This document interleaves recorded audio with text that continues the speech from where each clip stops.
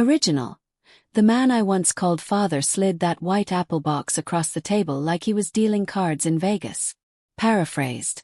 My former father figure pushed a pristine white box toward me across the table. His movements as practiced as a card dealer in a casino. Original. My 9-year-old son, Max, grabbed it with trembling fingers, eyes wide as dinner plates. Paraphrased. My son Max, who is 9 years old, reached for it with shaky hands. His eyes enormous with anticipation. Original. Is it really an iPhone? Max whispered. Open it and see, buddy. The old man smirked, coffee mug raised like a toast to his own cleverness. Paraphrased. Max's voice was a soft whisper asking, could it really be an iPhone? My father replied with a smug grin, lifting his coffee mug as if celebrating his own cleverness. Original. Inside that pristine box sat a jagged chunk of concrete, the kind you'd kick down an alley. Paraphrased. The seemingly perfect box held a rough, broken piece of concrete, the type of debris you'd find in a back alley. Original. Max's face crumpled like wet paper. Paraphrased. Max's expression instantly fell apart, like a piece of paper getting soaked and wrinkled. Original.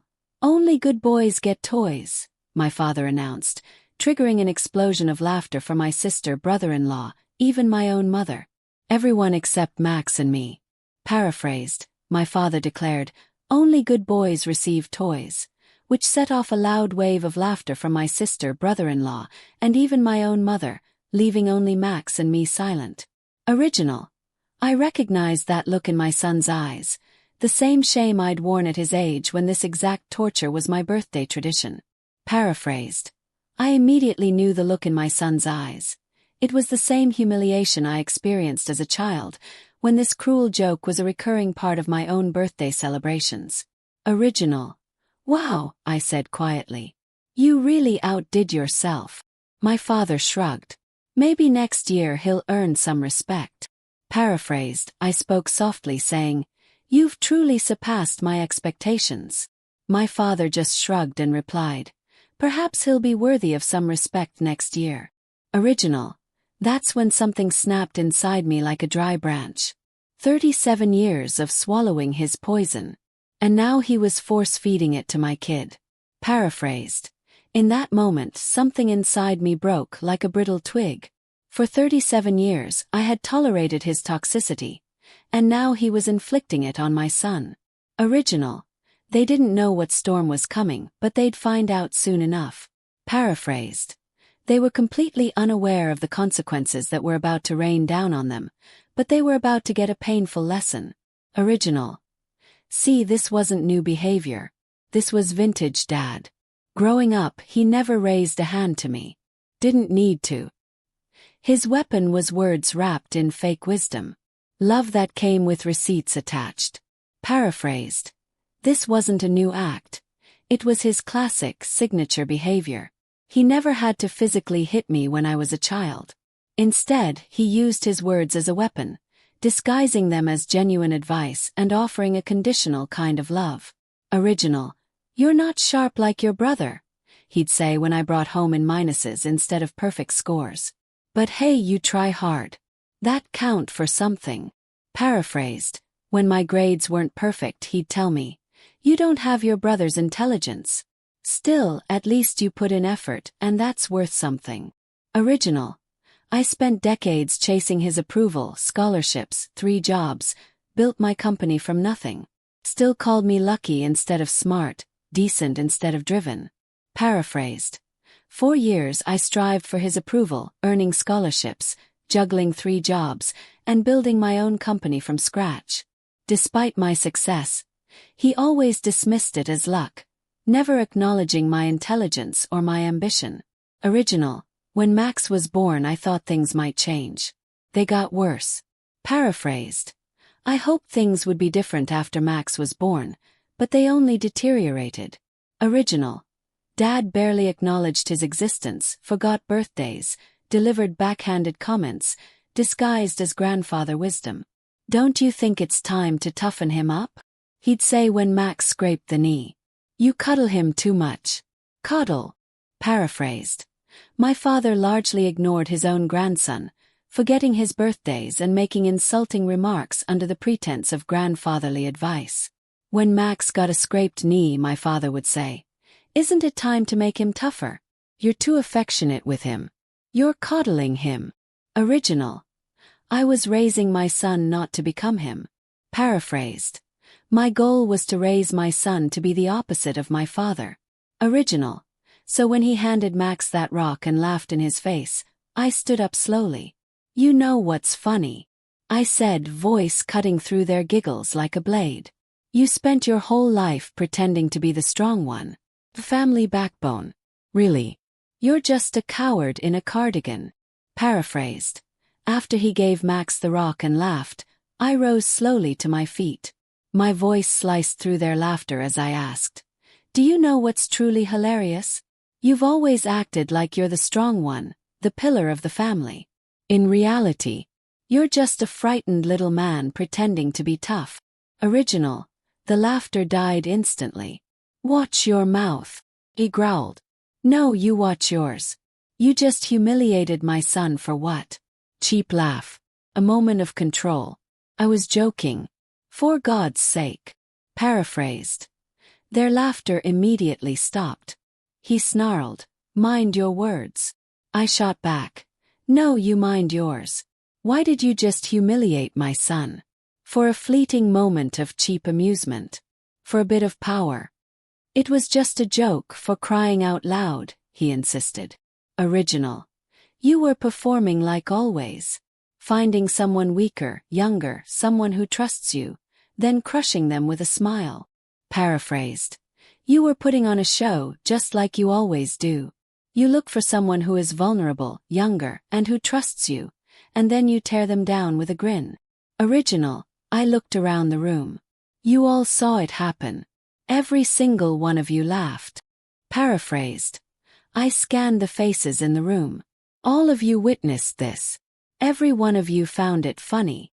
Original: the silence stretched like a tightrope. I smiled, but there was nothing warm in it. Want to know what's really funny? I actually bought him an iPhone. The real one. It's in my car. I wanted Dad to have his moment first. Paraphrased: a deep, uncomfortable silence settled over the room. My smile held no warmth as I said, "Do you want to know what the real punchline is? I actually bought Max a real iPhone. It's in my car. I was going to let my father give him the gift first." Original: gasps rippled through the room like dropped stones in still water. "That's right. I was going to let him hand it over. Thought maybe, just maybe, he'd finally act like a grandfather." Paraphrased: a collective gasp echoed through the room, like stones disturbing the quiet surface of a pond. "Exactly," I said. "I wanted him to give it to Max. I thought there was a small chance he might finally behave like a real grandfather." Original: I turned to my sister Emily. "But you laugh like it was a comedy show. The therapist who should know better." Paraphrased: I looked at my sister Emily. "And you, of all people, laughed like it was entertainment. You're a therapist. You should know better." Original: Mom tried cutting in. "Can we not do this now? It's Max's birthday." "Exactly. And you all ruined it." Paraphrased: my mother interjected. "Can we just stop this? It's Max's birthday." "Precisely," I countered. "And all of you have ruined it." Original: I walked out, grabbed a real iPhone from my car, came back and handed it to Max. "This is for you because you're a good boy. Don't let anyone tell you otherwise." Paraphrased: I left the room, went to my car to get the iPhone, and came back to give it to Max. "This is for you," I told him, "because you are a good boy. Never let anyone convince you otherwise." Original: "Thanks, Dad," he whispered, voice cracking. Then I pulled out an envelope from my back pocket and dropped it on the table like evidence at a trial. Paraphrased: Max's voice broke as he whispered, "Thank you, Dad." Then, I took an envelope from my back pocket and placed it on the table with the seriousness of a prosecutor presenting a piece of evidence. Original: "What's this?" Ed asked. "I ain't like a live grenade. Updated power of attorney paperwork. You're not on it anymore. Paraphrased. What is that? My father asked. My reply landed like a live grenade. It's a new power of attorney. Your name has been removed. Original. What are you talking about? The house you co-signed but never paid for. The accounts you've been managing from Max's college fund. Done. All of it. Paraphrased, he asked. What do you mean? I explained. The house you co-signed for but never made a single payment on. The college fund accounts of Max's that you've been in charge of. It's all finished. It's all been taken care of. Original. My sister's husband looked confused. Wait, what accounts? Emily's face went ghost white. I saw panic bloom behind her eyes. Maybe someone should have told you, I said. Guess who's been dipping into the family trust? Paraphrased. My brother-in-law looked bewildered. What accounts? He asked. My sister Emily's face became deathly pale, and I could see fear in her eyes. I said, perhaps someone should have informed you. I'm sure you'll be interested to know who has been taking money from the family trust. Original. Be quiet, Emily hissed. No, you be quiet. Dad's hand hovered over the envelope like it was radioactive. You're making a mistake. This isn't how families solve problems. Paraphrased, Emily whispered fiercely. Be quiet. I said. No, you be quiet. My father's hand hung over the envelope as if it were a dangerous substance. He said, You're wrong. Families don't deal with problems this way. Original. This is how men solve problems when their family treats their child like garbage. I turned to Emily. Let's discuss that emergency withdrawal from Max's college fund. You told the bank you had my authorization. She froze. I needed it for Ellie's therapy. Paraphrased. This is what happens when a family treats a child like trash, I replied. Then I turned to Emily and said, Let's talk about the emergency withdrawal from Max's college fund. You told the bank I authorized it.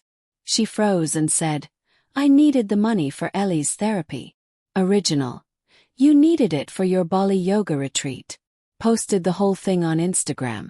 Healing my inner child on the beach. Cute caption. Paid for by my actual child's education. $20 to $100. Signature forged. Bank teller remembered her smile during the theft. But that wasn't the worst part. Paraphrased. No, you needed it for a yoga retreat in Bali. You even posted the entire trip on Instagram with the adorable caption. Healing my inner child on the beach. You paid for your trip with my actual child's education money. The entire $2,200 was gone. You forged my signature, and the bank teller even remembered your smile when you stole the money. But that's not the worst of it. Original. Dad's been using Max's social security number to open credit lines since he was 5. The silence was deafening. Even Emily sat down hard. I dropped a manila folder on the table. 3 credit cards all maxed out.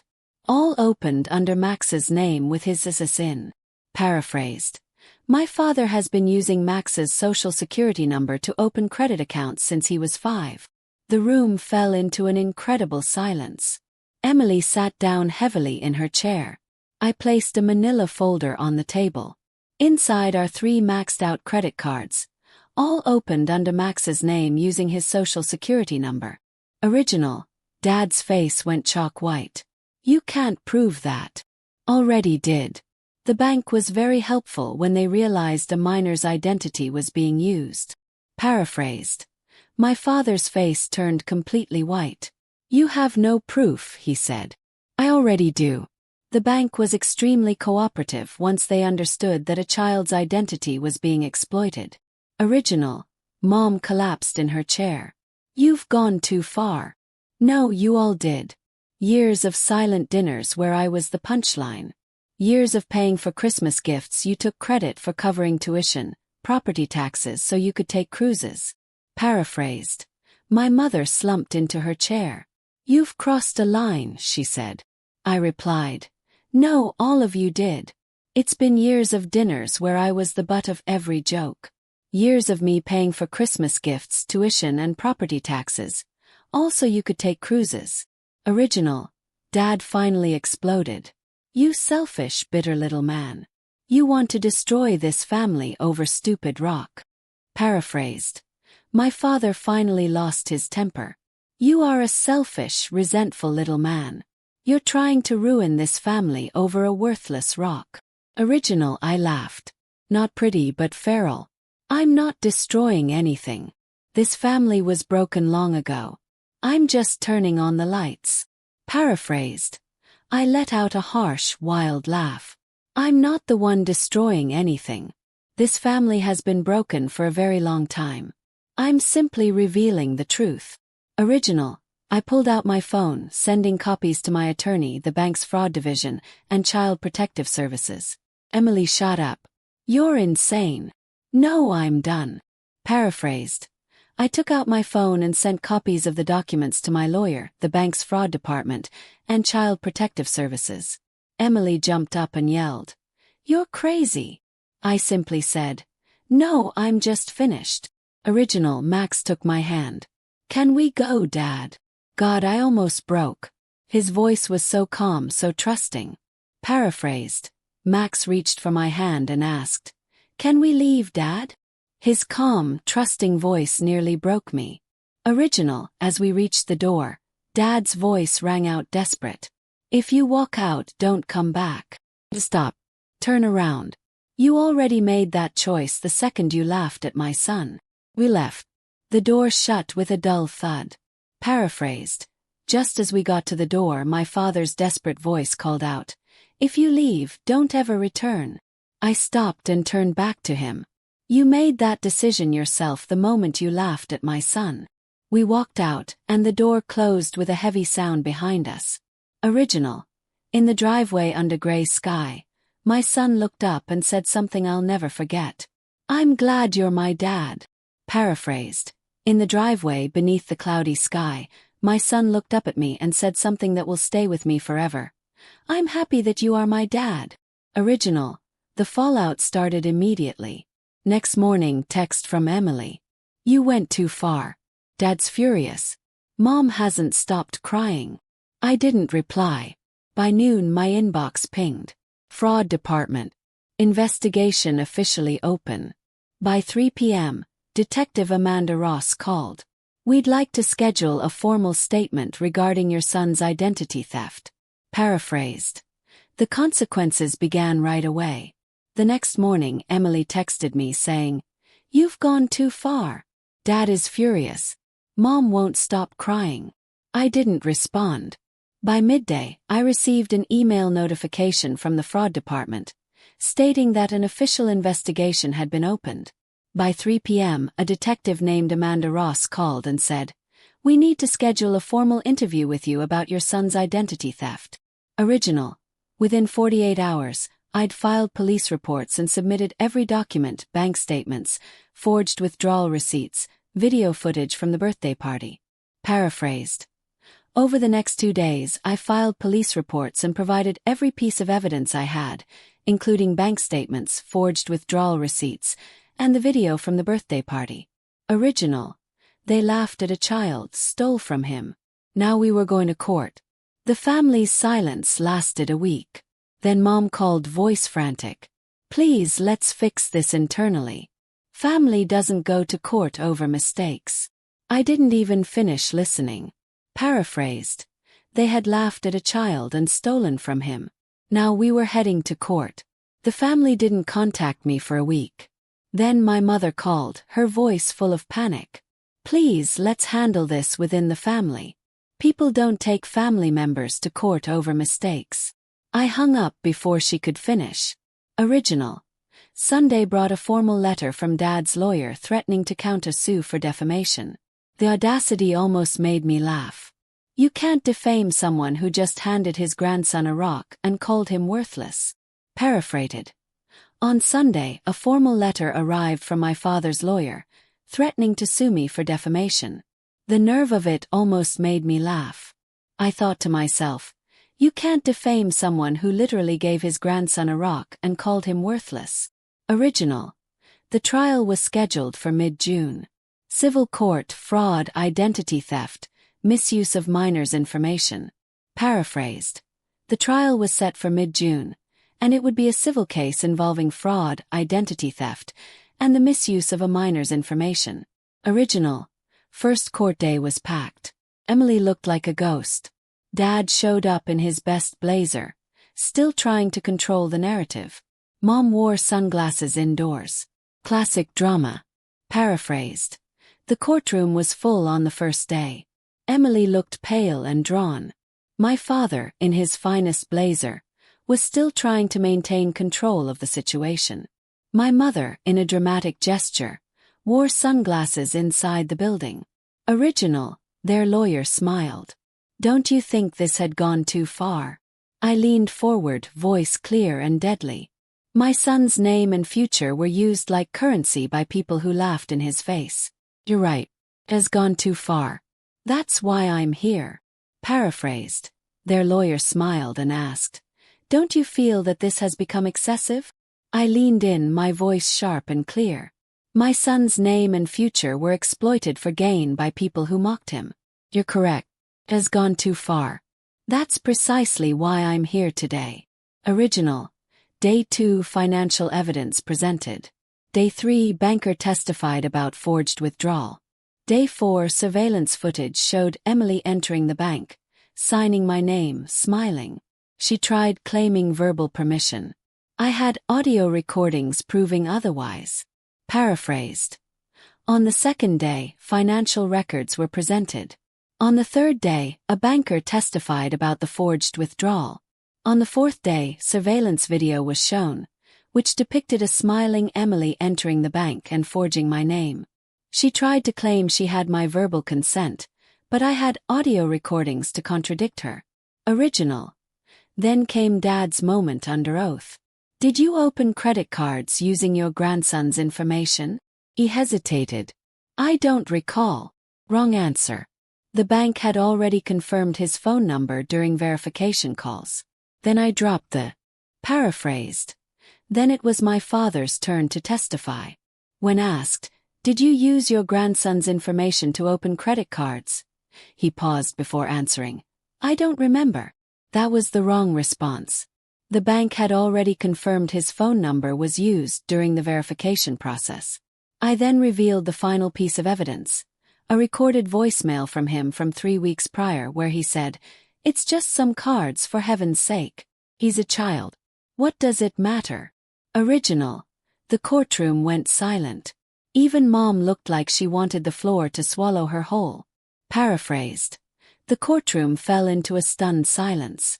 Even my mother looked like she wished the ground would open up and swallow her. Original. Final ruling. Emily ordered to repay $2,200 plus fines. Dad fined placed under investigation. Case forwarded to the DA. I was awarded $25,000 in damages. More importantly, the court sealed Max's credit. He was safe. Paraphrased. The final decision was announced. Emily was ordered to pay back $2,200 along with fines. My father was fined and placed under investigation, and the case was passed to the district attorney. I was granted $25,000 in damages. Most importantly, the court officially sealed Max's credit, securing his financial future. Original. As we walked out, Emily chased me down the steps. You've destroyed this family. I turned calm and powerful. No, you destroyed it. I just exposed the rubble. Paraphrased. On our way out, Emily ran after me down the steps. You have ruined our family, she yelled. I turned to her, my voice quiet and firm. No, you all ruined it. I simply showed everyone the ruins. Original. Max looked up. Are we done, Dad? Smiled. Almost. Just one last thing. That night we went to the Apple store. Let him pick out AirPods in a case. Paraphrased. Max looked up at me and asked, Are we finished, Dad? I smiled and replied, Almost. Just one more thing. That evening we went to the Apple store and I let him choose a pair of AirPods in a case. Original. It's not about the stuff, he whispered as we walked out. I know, I said, arm around him. It's about respect. Paraphrased, as we were leaving, he whispered, "It's not about the things." I put my arm around him and said, "I know. It's about respect." Original. 3 months later, I thought it would be peaceful. I was wrong. 6 a.m. call from mom. "Your father's in the hospital. Heart attack. We can't afford the procedure. Please, he's asking for you." Hung up. Didn't go. Paraphrased. I hoped for some peace 3 months later, but I was mistaken. My mother called at 6 a.m. "Your father had a heart attack and is in the hospital. We can't afford the surgery. He's asking for you." I ended the call and didn't go. Original. Week, my aunt sent a newspaper clipping. Long-time councilman hospitalized after cardiac complications. Family struggling financially after legal issues. Below is a GoFundMe. Goal, $40,000. Raised, $3,200. A comment. Hope the son finds it in his heart to forgive. Donation from Emily. $10. Hope he gets a second chance as a grandfather. Pathetic. Paraphrased. A week later, my aunt sent me a newspaper clipping. The article reported that the longtime councilman had been hospitalized for heart problems, and his family was in financial distress after a legal battle. There was a GoFundMe page with a goal of $40,000 that had only raised $3,200. The top comment said, "I hope his son can find it in his heart to forgive," and Emily had donated $10 with a comment, "I hope he gets a second chance to be a grandfather." The whole thing was pitiful. Original.